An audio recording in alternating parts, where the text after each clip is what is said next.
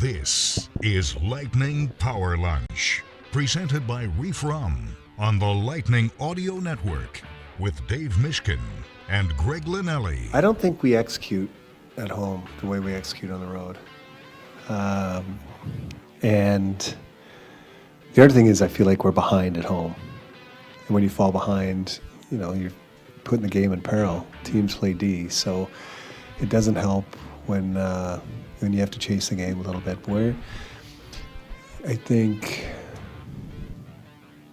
I don't know. Just our execution here, it just hasn't been the way we execute on the road. No, it hasn't, Coop. I'm going to remove him. And there I am. Are we there? You were driving the ship. I don't know if I'm driving it. I mean, it's not as elegant. Hold on. I'm listening to the app. Are we on? Oh yeah, we're on, partner. We're on. I was going to ask you to put on some duct tape on the well, we got the wide on the screen. stream. See, look at this. This is good. We're a party of two today. Yeah. We're Steve here. has just lots of balls in the air, I guess. Yeah. He's juggling. No, he's got stuff going on. That was well done, my friend. Well, look, us on the air. The we're fans here. are like, we need power lunch. Hungry for power lunch. Hungry. Our fan is like, what is happening? It's 12 o'clock. I don't see Greg and Dave. Thank you, Greg. As long as people can hear us, we all good. It is Power Lunch on Lightning Radio. Lots to discuss today on the show as we get into the weekend. Of course, I think a lot of people are going to talk about the disappointing game last night to the Kings, and we certainly are going to dive into it. I'm curious what our audience thinks at Bolts Radio.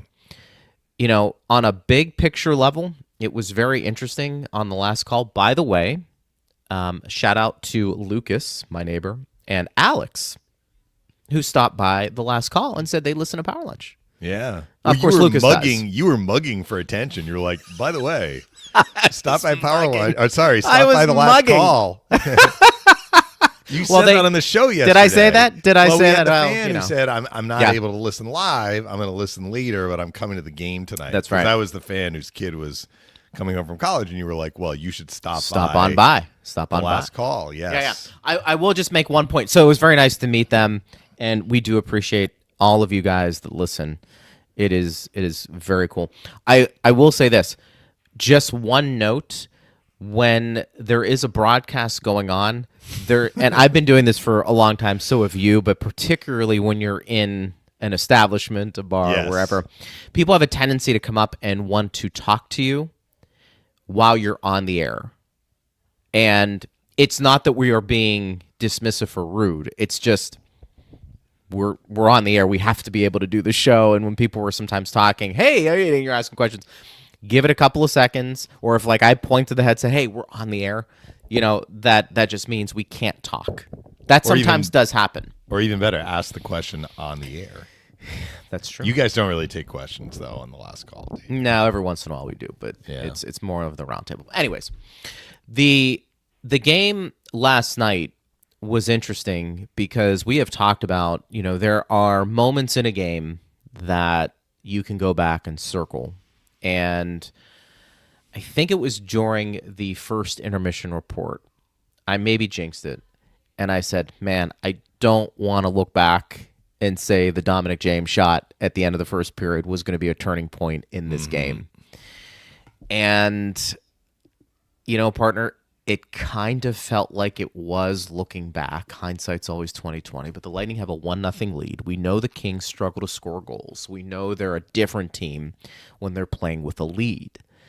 And you felt like not only getting the lead, but maybe a multi-goal lead would have been a big, big deal in a game like that last night. And the thing about the James opportunity, I don't know if I can even really blame him for the shot, because in those instances, as you and I always discuss, along with all the other team members, it's like, get the puck up. He didn't lift the puck up. If that puck's up, it's a goal. He kind of did get it up. And there was a huge save made by Forsberg, and good for him because he was outstanding when called upon. But, looking back on that, was that one of the big or biggest moments of the game last night? I wrote in my extra shift there were 3 big moments in the game, and that was one of them. Love it. Yeah. So we were thinking. So what you're saying is we're on the same page. Yes. Yeah. Because it's not only that the Kings have struggled offensively this year, which they have.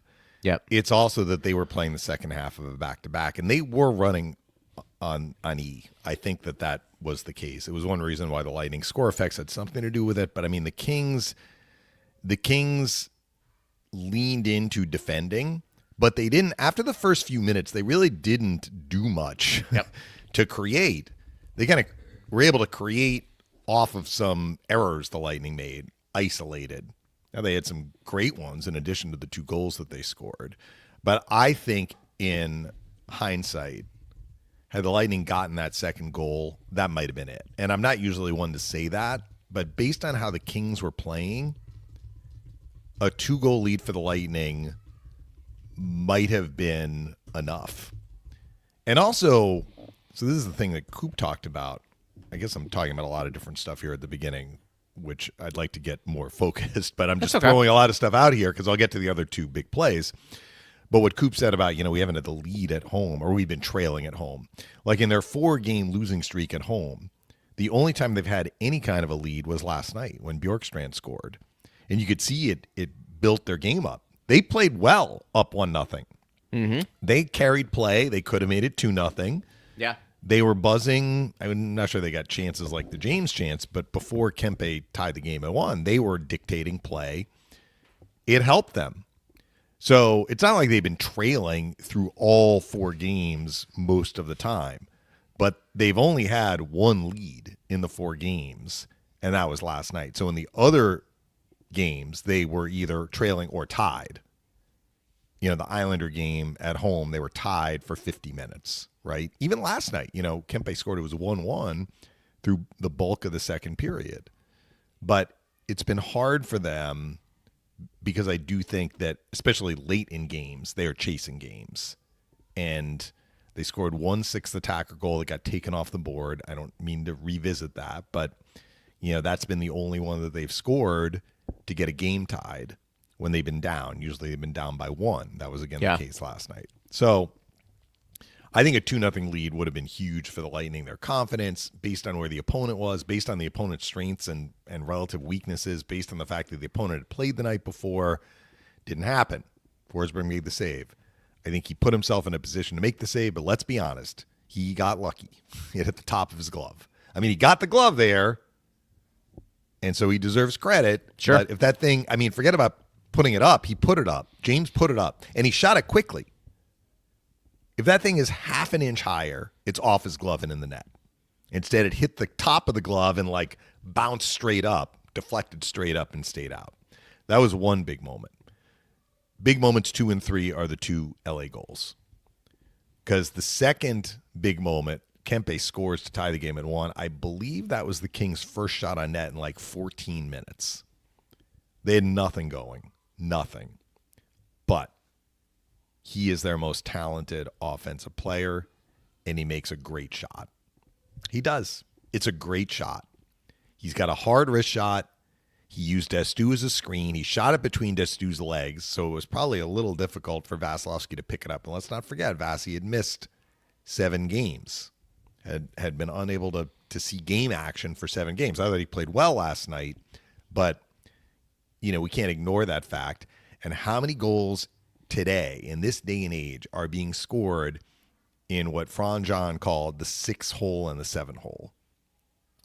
Goalies go down. Vasi wasn't flat on the ice in the butterfly, but he was going down.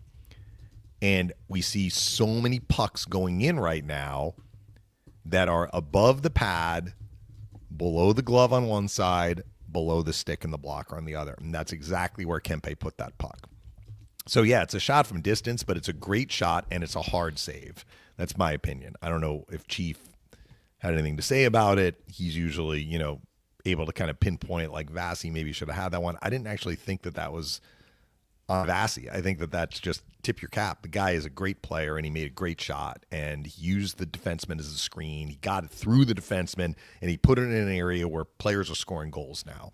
Okay, so it's 1-1. Changed the complexion of the game. Mm-hmm. We hit the middle part of the period, and I said to Phil, I think I maybe even said it on the air, like you get the feeling the next goal may be the one that wins the game for that team. And unfortunately, I was right because the Kings got it. And that one, the Lightning gift wrapped. Christmas came early for LA. Okay, and it was the Lightning's most reliable line, most consistent line this year. They were -2. I don't really think they had much to do with the first goal against, but Holmberg definitely had a lot to do with the second goal against, where that line has played. They play smart, solid hockey. They cycle pucks. They're going down low. They're not dropping to the point. They're not making little like touch passes usually. They're putting it in areas that are safe, sound, secure, and they go and get it. And they are in sync. That's what has made that line so effective. And in this one instance, Holmberg is peeling back toward the blue line. He thinks Destu is doing one thing. Destu is thinking Holmberg is doing something else. And Destu moves away from the area where Holmberg is trying to tap the puck to him, and it turns into a turnover and a breakaway for Kempe, who makes a great move. Again, I wonder if Vasilevsky might have reacted to that a little differently if he hadn't missed 7 games, but we'll never know. Tip your cap to Kempe. He made 2 plays. And for the rest of the game, the Lightning were trailing against, this is the Kings' strength. We talked about this on the show yesterday. Tied for 3rd in the NHL coming in defense. Goals allowed per game. They lowered that number last night. And they have a veteran crew. You look at their 6D. These guys are all like seasoned NHL veteran pros with the exception of their standout younger D, Brant Clark. The other 5, go down the list. Doughty, Mikey Anderson, Dumoulin, Ceci, Edmondson. They know how to play smart hockey. You're going to give them a 1-goal lead where they're low on energy. They're like, we are making the safe play. How many pucks just got flipped high in the air out of the Kings' end? They made it hard on the Lightning to try and generate. They blocked a ton of shots. It's set up as ideally as possible for the Kings after Kempe made those 2 plays. They didn't have to chase anymore, and then they got the lead. And that was not the script the Lightning needed. The Lightning script needed to be they play with the lead, and preferably a multi-goal lead. It didn't happen. So what do we make of the Lightning's performance? This game, to me, felt a lot like some of the other games that they have lost during this, we'll call it brutal stretch in December. I think the Lightning now are 2-6-1 in December. Of those 7 losses, and maybe we should take out the one that they played against the Islanders where they got a point in the shootout. But of the other 6, the 6 regulation losses, I think we can say that in 5 of them, the Lightning have probably done enough to get a point, if not more than 1 point, and they haven't. So they have to own that.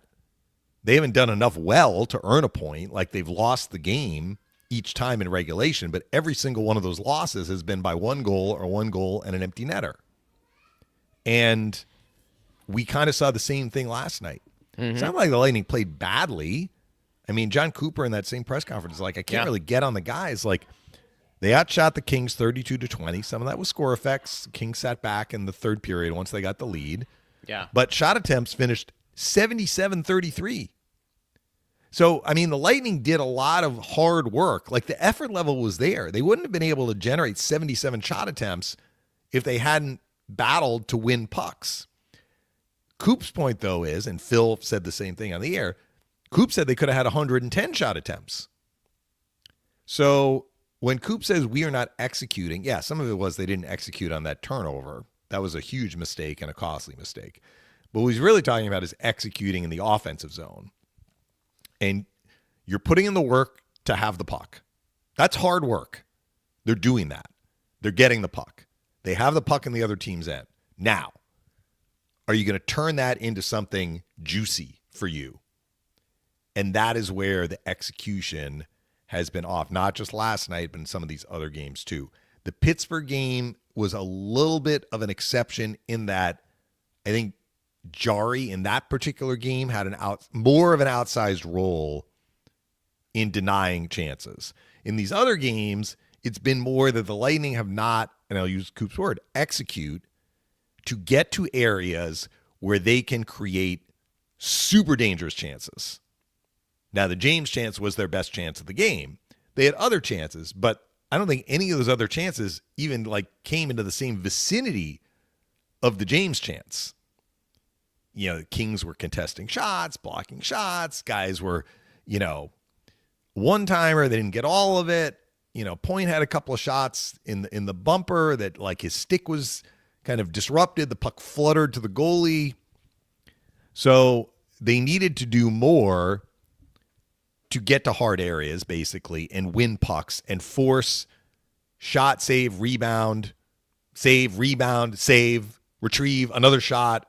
Like, that's what we didn't see a lot of, which we did in the Montreal game. Remember, we were talking about that. Like, why were the Lightning able to score all these goals? Well, they were very hard in front of the Montreal net. I'm not sure that we saw that as much last night. They had the one sequence early in the third, Holmberg and Girgensons. Holmberg got to the slot, backhand shot. It was on net. There was a juicy rebound. Girgensons skated right into it, slammed it back to the net. Forsberg gets over. He's like, where is it? It squeezes between his arm and his body, drops behind him, but he's able to reach back and glove it. Okay, so he made 2 saves in that sequence. We didn't see a lot of that last night. It was a shot, save, no rebound. Shot, deflected, out of play. Shot, missed the net. There wasn't a lot of like shots in succession that forced uncomfortable moments for Forsberg. So that part is on the Lightning. And we've kind of like, that was what you were talking about with the 2 games, the first 2 games with the Islanders with Sorokin. You're like, I don't think Sorokin has been like stolen the game. And I agree with you. He was solid, and that's what we can say about Forsberg, except Forsberg made that one save on James, which was a huge, huge save. The other saves Forsberg made were good saves on some difficult attempts, but did the Lightning make him and the Kings really uncomfortable? And I'm not sure that they did. So it's a little bit of the Lightning are playing hard. They're doing a lot of good things. They are being a little bit unlucky because, I mean, the margin here is narrow. And even not getting those super dangerous grade A chances, sometimes pucks go in. They're not going in.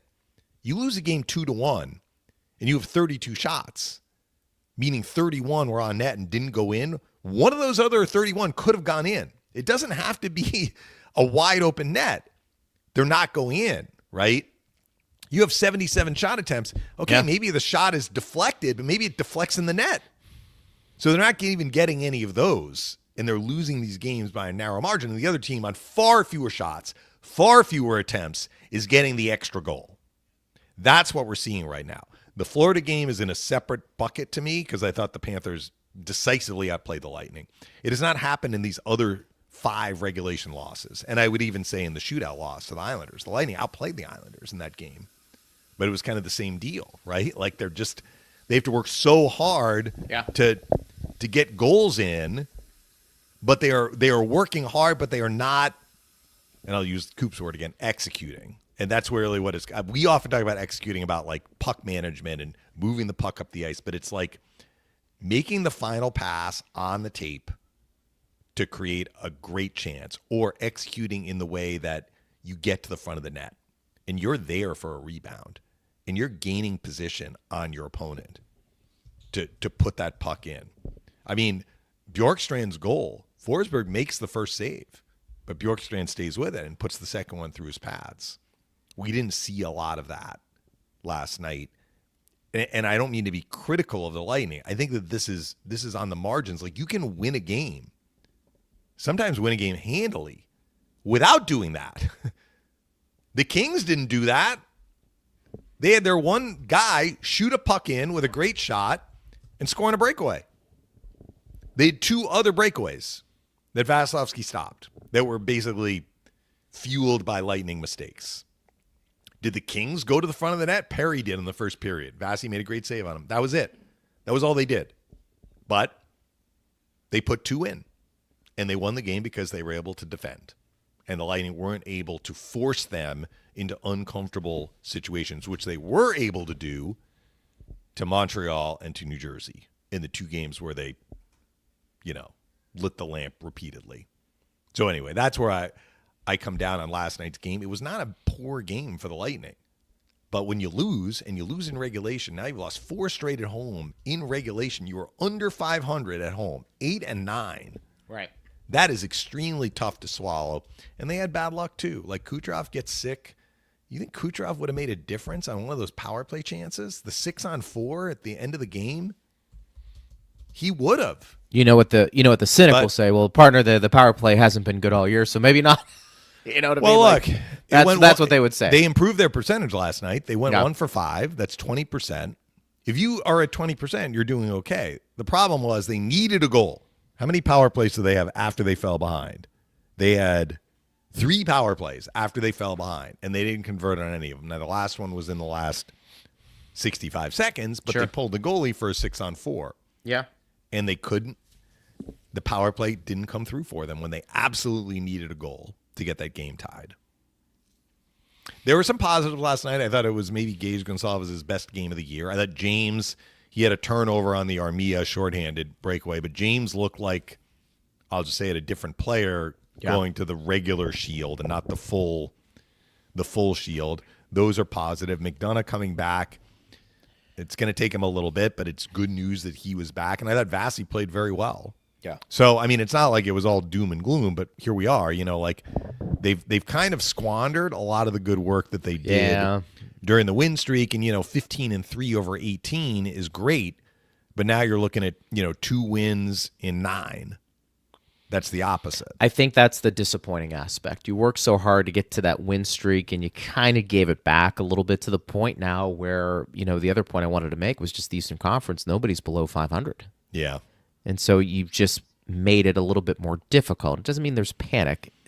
But the things you mentioned are things I expect. I expect Vasilevsky to play well. I don't want kind of those, effort points after a game. You expect that. You should expect a certain level of play from certain players. The power play, I feel like, and this isn't anybody's fault, but I feel like we're really searching for some positives here when it's below expectations. I mean, there's no doubt. Bjorkstrand, it was good to see him, score a goal. That was great to see. Maybe that's the positive. And I agree with you on Gonsalves. It did feel like how did you describe it? Or maybe it was Eric, he played mad. Yeah, I thought. And that's fair. They lit a fire under him having to sit for 4 And that's games. fair. Yeah. But what are you going to do after this? That's part of the issue. I mean, what are you going to do after it? You got to keep going and play the same way. And man, is LA a weird team? Because I didn't realize until Brian mentioned it on the last call, and it makes sense because we were looking at their roster and nothing really popped. They're the oldest roster in the league. I mean, it does feel that way, right? Just look at the 5 of the 6 defensemen I talked about. I mean, yeah, for sure. Perry and Kopitar are gonna slant that, right? No doubt. But they were both valuable to this team. Now, is Perry going to be back next year? Is this a one-off for Perry? And we know Kopitar is not going to be back. So at some point, they're going to have to hand the ball off to other players. And the guys that they have who are high draft picks are Byfield, Turcotte, and Clark.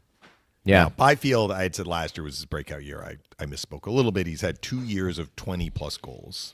Now, you might say for a second overall pick, that is not good enough. He is on pace to finish way below that this year. But of the two, Byfield and Turcotte, Byfield is head and shoulders ahead of Turcotte in terms of being an impact player. I think Turcotte has a total of 12 goals in his NHL career. He's a number 5 overall pick. He's their third-line center now. So at some point, the Kings are going to have to hand off greater responsibility to their younger players. Now, Kempe is a stud, and he's in the prime of his career, but one stud does not a team make, right? So, and does it feel like he's a little under the radar in the league? I mean, if you ever hear superstars, it's the LA. It's funny because LA is such a big market. But that's what I mean. Like, if you're not playing the Lakers, I think the Lakers get a lot of attention, and now the Dodgers get a lot of attention. But I mean, I feel like the other teams in LA can be good, but because they play late at night, in the East they play late at night. Maybe they fly under the radar a little bit. I don't know. Look, they are a good team because they can defend. I said that on the show yesterday. For sure. And they will put themselves in a position to get points. And we saw it on exhibit last night. Now, that was probably not their most dynamic game. In fact, I'm sure. But it was the second game of back-to-back. They can play more dynamic hockey than what we Sure. saw last night, which is why this was an opportunity missed for the Lightning. And Coop kind of alluded to that. At one point, he said, shame on us. We had a tired team coming in second half of a back-to-back. Goalies playing back-to-back games for the first time, starting back-to-back games for the first time all year.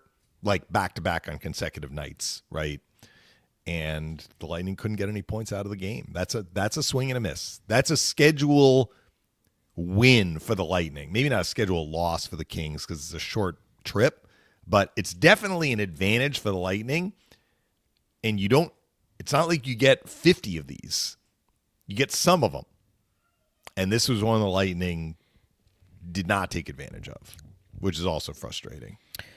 You mentioned the Cooch not there, the late game scratch. Sorelli had to leave the game, as well, which you never. We can get like into that see. collision. I'll give you my 2 cents. Yeah, we'll get to that in a second. Yeah, we'll get to that. I mean, Hagel's not in the game. I mean, there are a lot of pieces. We get it. I would just say that I think the Lightning are used to this,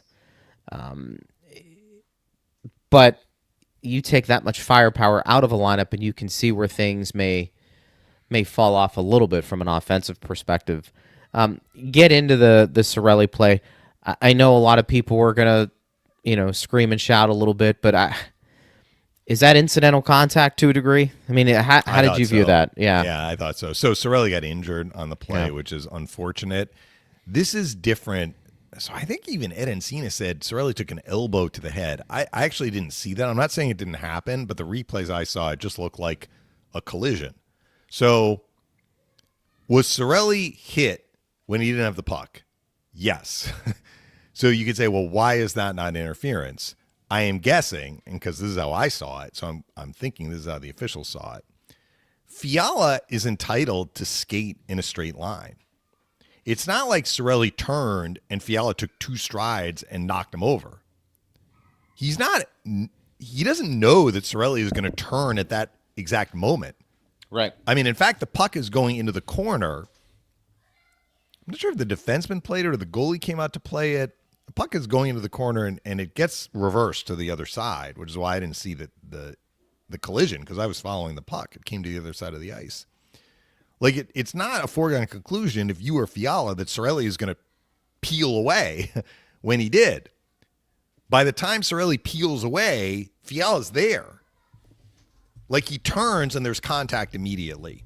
So, look, we try and call these things as fairly as we can. I mean, I was pretty outspoken about the Mikkola play, which I didn't like at all, and the Jones play, which, I phrased that in a way that was not flattering to Jones, but I understood that, it wasn't as bad as some of the other hits Hagel has taken from Panther players. This one, to me, is just what's Fiala supposed to do? It's unfortunate that Sorelli took the brunt of the contact. I think Sorelli is not expecting to see a guy right there. Whereas Fiala sees that Sorelli is there. He's just not expecting him to turn into him. But once he sees him turning, he can maybe brace himself a little bit. I thought it was incidental contact. And that's why, I think interference has to have usually has an element of intent to it. And this was incidental.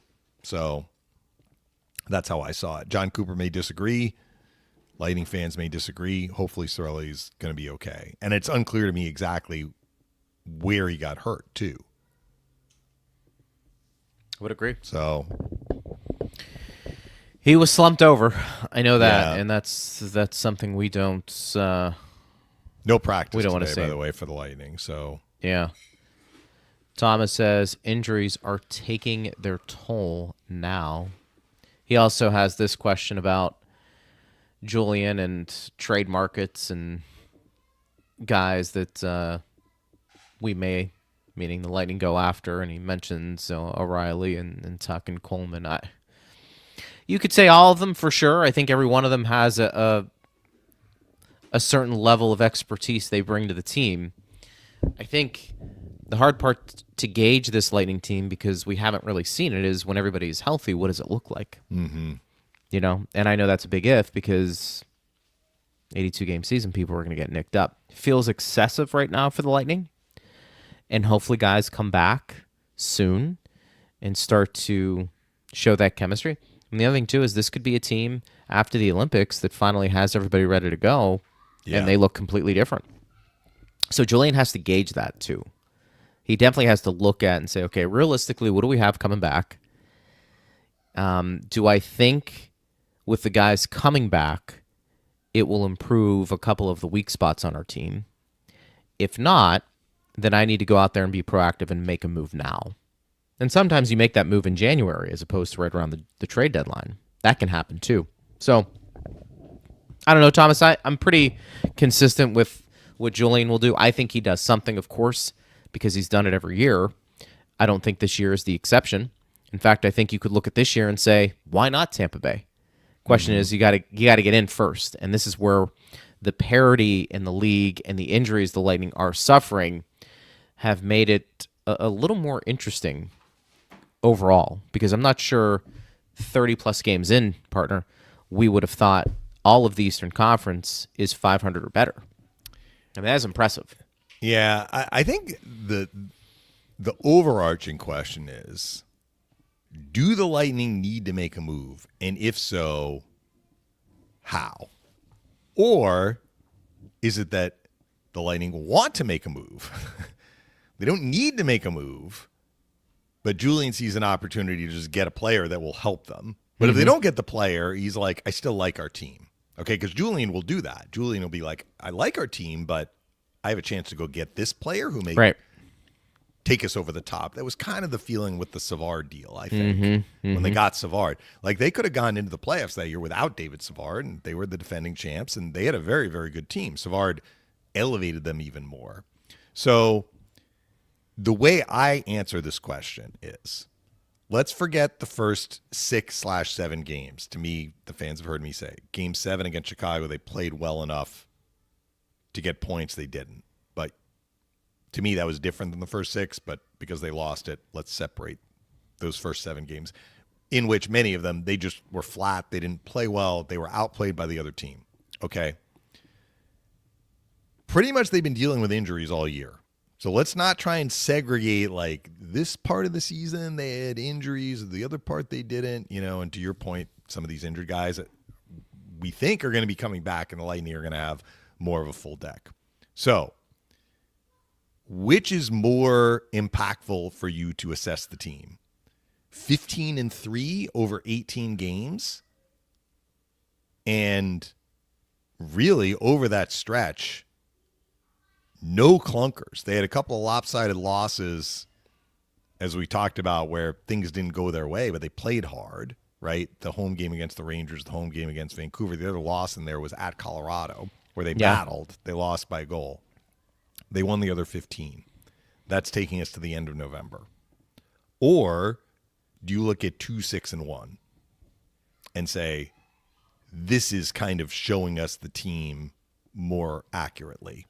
And if you're asking me my opinion, I put way more stock in 15-3 than 2-6-1. And the reason I do that is 2-6-1 has been filled with weird circumstances in games where if you played that game again, the Lightning might, in fact, get points out of it.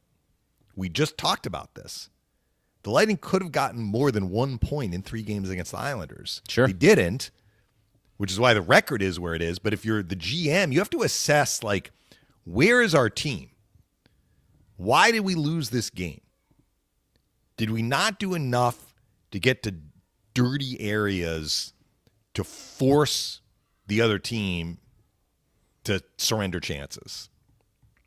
If the answer is yes, then you're like, okay, are we capable of doing that? Well, we saw them do it with the same lineup against a couple of other opponents, the 2 wins that they had. And then there have been other games where they've actually done that, and the other goalie has stoned them. So when I look at, like, where is this team at, I like the way the team's played this year. If you remove the first couple of weeks of the season, the team has played well. I just said, I feel the one bad game that they've had was this home Florida game. But that was the outlier. In all of the other games, they are battling. And it's not just that they are battling and playing hard. They are defending. They're keeping the puck out of their own net. Now, last night, it was a combination of limiting shots and shot attempts, but also Vasilevsky bailing them out with a couple of saves on some big mistakes they made. But that counts. Like, the goalie wears the uniform, right? Sure. It's not like Vasilevsky was asked to make 38 saves last night. He had to make, 20 saves. He made 18 of them. So the way I process this is, I'm not sure the Lightning are in a position where they have to make a move. They are going to have injured guys coming back unless there's something we don't know about these injured players, and it may be longer term, and you're having to address somebody who is not going to be coming back, like a Barkov situation. Let's say Panthers are like, we're not getting Barkov back, so while we like our team, we have to address this gaping hole somehow if we can at the deadline. We're going to have the money available to do it because we're not going to be using Barkov. Okay, assuming the Lightning are not in that situation, there's no reason to believe that they are. Like, my question to the fans is, like, what do you put more stock into? Nobody was saying the Lightning need to, like, go out and make all these moves when they'd won 7 in a row. Everyone's like, oh, the defensive depth, and, like, these players are coming out, and, they're terrific. They're performing so well. The Lightning are D'ing up, and they're scoring, and, they're making plays, and they're not letting games slip through their fingers. So which is the real team? That's the question for Julian. Or is it somewhere in between? And maybe it's somewhere in between, but I don't think you fluke your way into 15-3 and the 2-6. So this is the way I would say it, Greg. The 15-3 feels less like a mirage than the 2-6-1. Yeah. The 2-6-1 to me, it's not that it's a mirage, but with a couple of like slight differences in all of these games, that record would look much, much different. Even just getting the games to overtime. 2-2-6. Then we'd say the Lightning need to find a way to win a game in overtime. But, like, that's how close these games are, except for the Florida game. And Coop wasn't happy with after the first period against Toronto. You want to throw that game in there? Fine, but that still was a little bit of a goalie steal for Hildeby in the first period. And then the Lightning fell behind. They were chasing. They couldn't get the game tied. Anyway, if we get a lot of more like the Lightning, what do you think about acquiring this guy? What do you think about acquiring that guy? Like, I still think it's a little early, and Julian is probably assessing his team. And when we heard from Julian about the McDonough extension, part of it was McDonough was injured. So, like, he was out. So it was like, we're going to negotiate. But also Julian is like, I got some information about where our team is at. He felt comfortable re-upping McDonough based on what he had been seeing. Now, that happened before this December dip. We'll see. I mean, we still got a long, long way to go. We got more than half the season left, and the Lightning are not like at the bottom looking up like some teams in the West are. But they need to start winning. That part is true. They need to start getting points. Yeah. They need to get back to bunching, as we've often said. Tonight, enjoy some Refrum. Smooth, versatile, now pouring at Benchmark International Arena. Order a Tropical Wave or a Lightning Mule and taste why fans are switching. Refrum is a premium craft Florida local rum built on authenticity, quality, and easy drinkability. Ask for Refrum by name, go Bolts, and make sure you enjoy responsibly. Let's go to Andrew. The Lightning's record this month isn't very good, but outside of the Florida game, I can't look at any individual game and think they've played poorly. Just seems they're lacking finish, and a few mistakes they do make end up in their net. That's kind of what I was just saying, yeah. So thank you, Andrew. You and I are... He said that at 12:04, by the way. So he did. So I stole it. I stole it from you, Andrew. Well, you didn't steal it, but, great minds think alike. I hadn't seen his, no, you didn't see his it. Quote.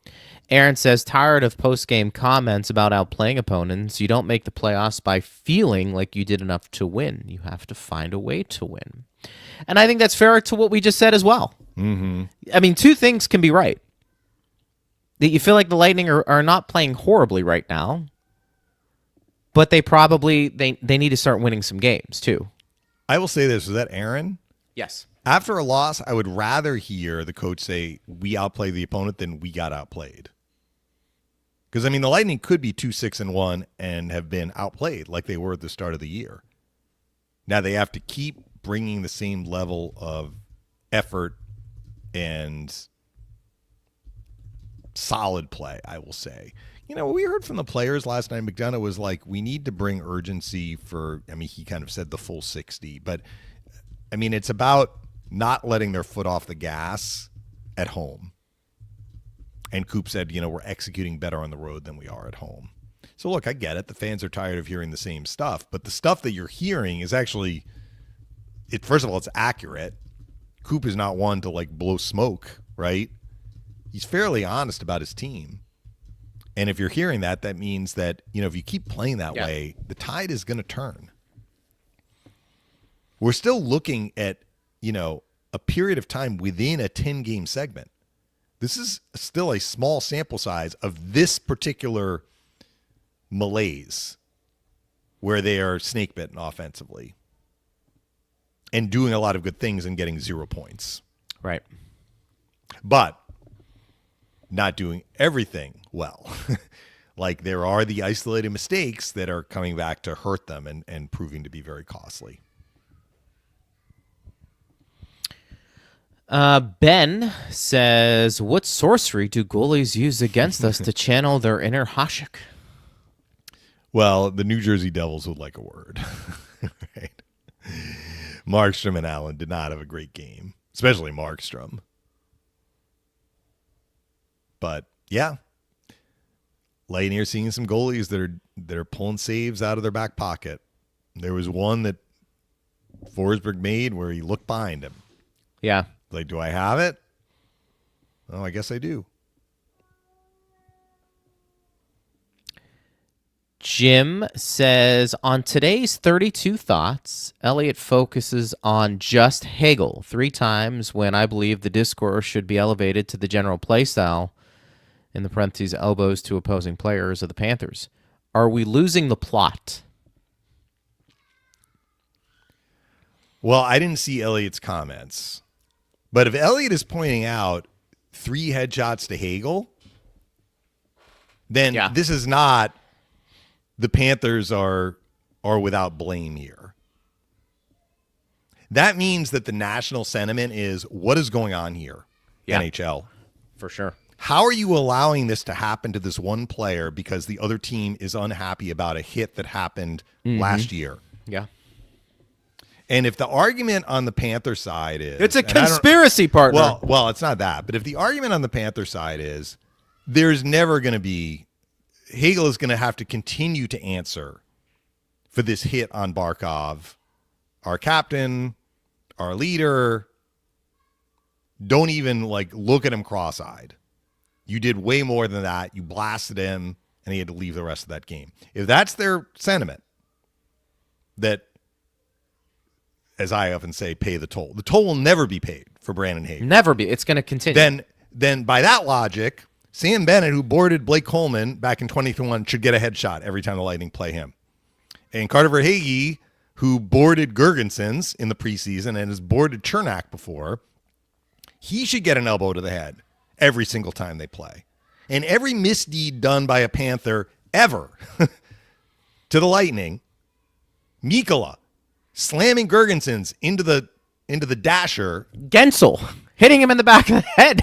I mean, come on. Well, I mean, that one didn't cause an injury, but the Gergensons taking 2 of these. Right. We can go through the list and be like, you do a misdeed, you are always going to have to pay for this. You are always going to be punished and given a cheap shot. Is that where our game needs to be? But let me ask you, I think that's kind of where Elliott is coming from. And right. If that is the logic, and I'm not saying that that's the logic from the Panthers, but I think some of the Panther fans feel like their response is always, well, he started it. Hagel started it. Hagel started it. Hagel shouldn't have hit the captain. Hagel hit our captain. Yeah. You know who else has been hit in the NHL? Every single player. Every single player who's ever suited up has been hit. And many of them have been hit worse than Barkov on that play. So is that where we're going to be with this game? In Hagel's mind, what he said after the season, I'm repeating myself, but I think it bears mentioning, said they didn't like the hit. They could have asked me to fight. I would have fought. I might have lost. I might have gotten my rear end kicked, but I would have fought. That's how it's typically handled. If you are going to target somebody's head repeatedly for a hit you felt was out of line and wrong then you should expect the same in return. And I don't think the Panthers want that. I don't think they want Carter Verhaeghe to take a headshot every single time the Panthers play the Lightning. I don't think they want Mikkola to take a headshot every time the Panthers play the Lightning. I don't think they want Sam Bennett to take a headshot every time the Panthers play the Lightning.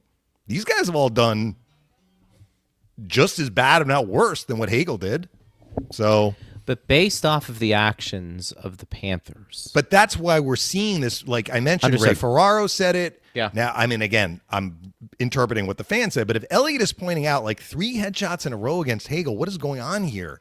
Like that's a siren call from the people who cover the league writ large, who are like, this is now a problem. League, what are you going to do about it? Because clearly the Panthers are not going to stop. Yeah, and I don't want to perseverate on this too much because you and I have talked about this a lot. We have talked about this a lot. The reality is, what else could be the explanation if the Panthers continue to do it? They obviously feel like it has not been settled. That would be the logical explanation. Yeah. Or else they just really don't like Hagel, but that goes together with the hit on Barkov. Right. You don't like the guy because he hit your captain. Fine.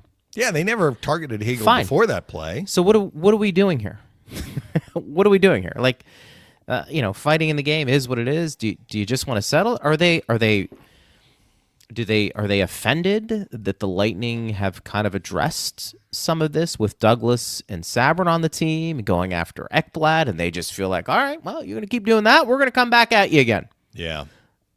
That seems a little ridiculous.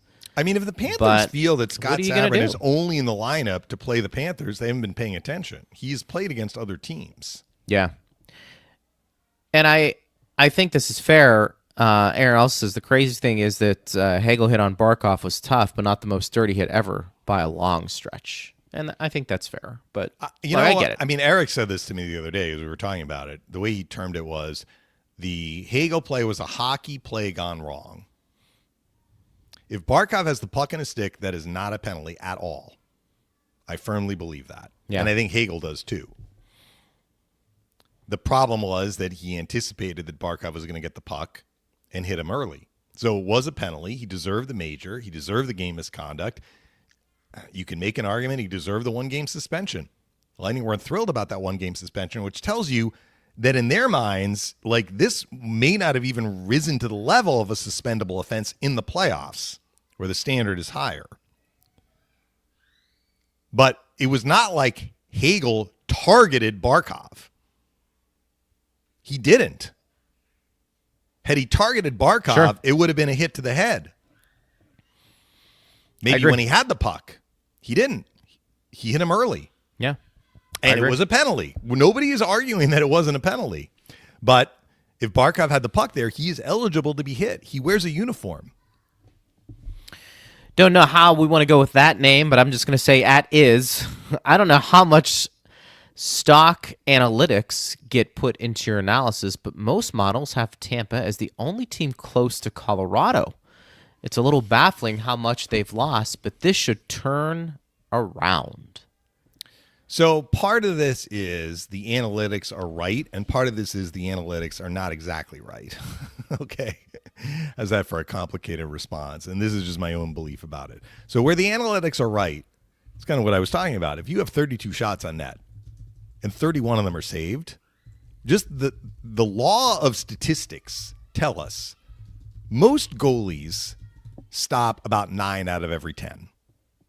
So the top goalies stop a little bit more than 9 out of every 10, but they're not stopping 19 out of every 20. That would be a .950 save percentage. Goalies are not stopping a lot more than 9 out of 10. So if you take 30 plus shots, the average tells you that you should be scoring in the neighborhood of 3 goals. Now, sometimes you don't, right? I mean, this is one game where you're looking at it. The Lightning in a lot of these losses have had enough shot attempts and shots on net to score more than what they've scored. So that is what the analytics are telling us. They're also looking at the shot attempts. If you have 77 shot attempts, statistics tell you that you're probably in position to score more than 1 goal. And you're not. The goalie's making saves, you hit the crossbar, shot gets blocked. what was that play that Bjorkstrand had a shot and I can't even remember the game, but it was somebody stuck his stick out and made a miraculous block on it. Was that the Toronto game? Maybe it might have been. I can't remember which game it was, but there's some of that. Okay, so that's where the analytics are like the Lightning are doing a lot of good things and probably should be rewarded more than they have been rewarded. But where the analytics don't really answer that question, even if you're looking at your favorite graph, Greg, the heat map, like come where on, the shots why'd you have from? to bring up the heat map? Well, because that's part of it. The heat map doesn't always tell you everything. Like Sure. Braden Point had several shot attempts in a very dangerous area last night, but how many of them were actually dangerous? How many of them like flubbed off his stick or like a guy was on him or the Kings got a stick in the way, it nicked off the stick and like fluttered and Forsberg was just able to glove it. So not all shots are created equal based on location. So that is where Coop is talking about execution, getting to hard areas. Yeah. So when you have 5 shots, are those 5 shots coming over a 10-minute span or are those 5 shots coming like boom, boom, boom, boom, boom? Like if they're one right after the other, I think those are probably more dangerous than 5 shots spread. Let's not say 10 minutes. Let's say 5 shots over a 2-minute span where it's a shot, save, face off, shot, save, the other team gets it, exits the zone, as opposed to shot, save, rebound, shot, save, retrieval, set it up, another shot, save, rebound, save. Like those 5 shots are going to be more problematic for the other team. So based on how the Lightning have played this year, I'm not surprised that the analytics are like they are the closest team to Colorado. Now, Colorado has dominated and they've been rewarded, right? Like they are leaning on other teams. They are outplaying other teams. They are out shooting other teams. They are out chancing other teams, and they are winning a lot. The Lightning during December have at least, I will say this, at least in a lot of these games, they played even with the other team. If you play even with the other team, in most games, you should be winning some, you should be losing some, and you should be getting to overtime in some. Instead, the Lightning are losing most of them in regulation. That's what's weird about it. But I don't think the analytics ever tell you the whole story. That's why it has to be taken with your favorite thing, the eye test. Like you have to watch and see. I think hockey's such a quick sport. You do have to take those with a grain of salt, the analytics in hockey. There are a few that make some sense. I think I'd have to look at all of them. But to me, it is the eye test more than anything. That usually, what do they say about your gut? Your gut usually leads you the way, with how you feel in a certain situation. I think your eyes, unless you have a clouded, predetermined opinion on something, if you're pretty open to looking at things, usually your eyes are a pretty good indication of what's happening right now. And what you said when they lost the 4 in a row overall, not just at home, I remember on the show, Greg, you were saying it's hard to believe the Lightning haven't gotten any points out of these games. Yeah. That felt like an outlier. Yeah.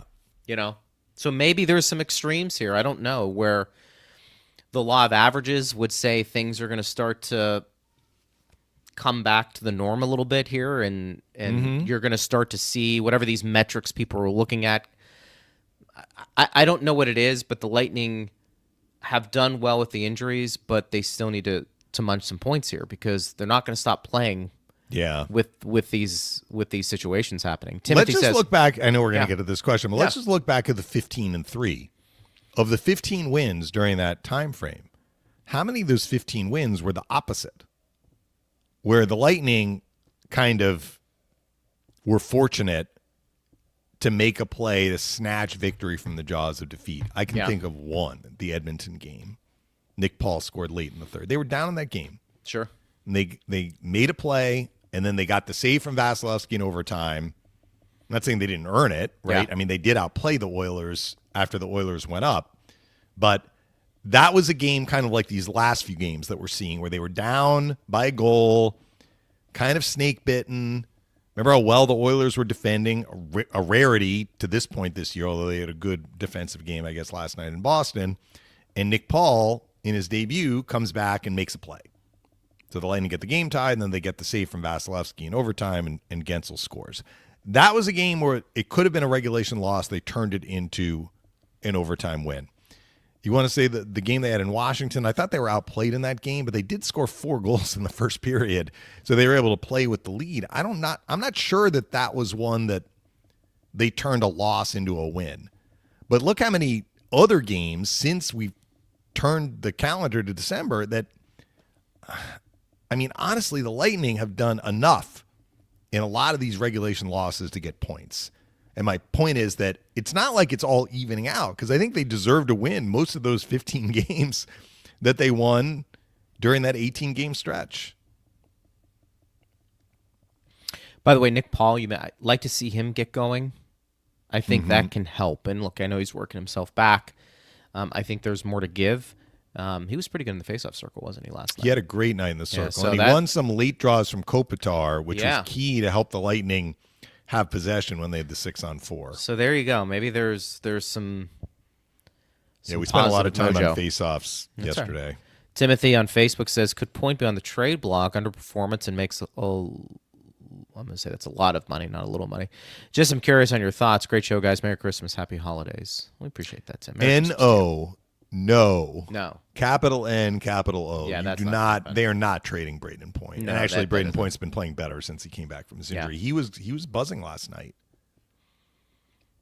It does feel weird, though. You want to get into the metrics. I'd be curious what the metrics say about Braden Point. You know, like he's getting chances, or his goal ratio future rate is, So here's one that I will disagree flat out with analytics, because Ed Encina did an article on Point talking to him about, having missed 7 games and taking a step back. And he's played better since he came back from his injury.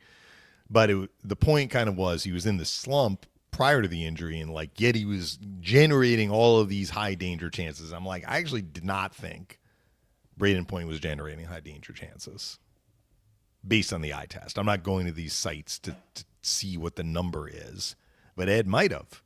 So if that's the case, if some analytics site looked at the first however many games that Braden Point played before he got hurt, my dog, as you can tell, is very excited to hear me make this point. Yes. But if you looked at those first whatever it was, so he came back in game 29 maybe, so he played the first 22 before he got hurt.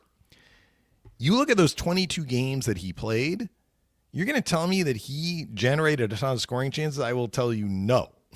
I do not believe that he did. I mean, he generated some, but we've seen him be far more dangerous than he was in the early part of the year. I think that he was not scoring, and he was also quiet. Part of that was the power play, because the power play was quiet. Now, I do think he is getting looks. Now, I do think he is looking dynamic. Now, he is getting points.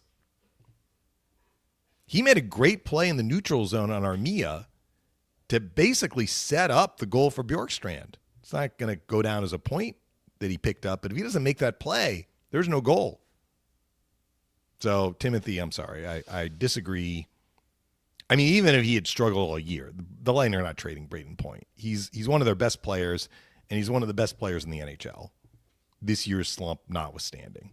Same thing we said about Marner. Leafs didn't trade Marner, but they chose to move on from him, and maybe the feeling was mutual. You pull a guy with that amount of talent off your team, it is very, very difficult to replace that. Near impossible. And that's fair. All the way around. All right, so tomorrow is going to be a tough game. Yeah. Carolina, I mean, is it the second best record in the league overall? Behind they Colorado? play at Florida tonight. This is going to be kind of like the Lightning, not quite at the level of Lightning Panthers, because we had the preseason stuff. But Carolina, if there's a team that dislikes the Panthers in the same vicinity as the Lightning, it's Carolina. Carolina. They are going to be so amped up to play this game tonight against the Panthers, because I think it's their first meeting. Maybe wrong about that, but I believe it is their first meeting of the year. And fresh in Carolina's mind is the fact that Panthers knocked them out of the playoffs again. Yeah. Twice in the last 3 years. They are going to be up for this game. Conference finals, they lost. So if you're the Lightning, you hope that Carolina throws everything in the kitchen sink at the Panthers and is feeling a little drained. Sure. Coming into the game against the Lightning on Saturday. We'll see, though. How about Brandon Bussey? Remember he played in that Orlando game for the Panthers? Yeah. What is he, 10-0-1 this year? It's incredible, isn't it? Yeah. That's a great story. Is it the Patrick? Because Verlaine? Anderson and Kochetkov are often getting hurt, I feel like. Yeah. Kochetkov may be hurt right now. I think you're right. Yeah. Anyway. Well, we'll be at it tomorrow. And then what are we doing next week to give our audience? So, yes, 22? Monday is Lightning Blues, so we can recap the Saturday game and preview Lightning Blues on Monday. And then we have a show that we're pre-taping on the morning of the 23rd. And then we'll take some time off. And then we will say Merry Christmas. Happy Holidays, Merry Christmas. Yes. All of that. And we are coming back at some point after Christmas. Did Steve talk to you about our schedule? I want to say we're coming back on the 29th. My guess which is we're a departure off. day. That's a departure day for the Lightning out to California. So, I mean, Christmas we'll is on the see. 25th, which is a Thursday. The Lightning play the Panthers on the 27th, and then the Canadians on the 28th, and then they leave. But I don't want to speak for the everybody. 29th. Yeah, we'll figure it out. Stay tuned. We We'll have a show on though. Monday. We'll have a show on Tuesday, and then we will take a little bit of a break. Yes. All right. Yep. That's good. Great job, partner. Yeah, Dude, you too. I'll talk to you Good show. tomorrow. Yeah, and then we'll get it going again on Monday. Thanks to Steve Ersnick and to all of you for listening. We appreciate you guys so much. I am Greg Linnelli. You've been listening to Power Lunch on Lightning Radio.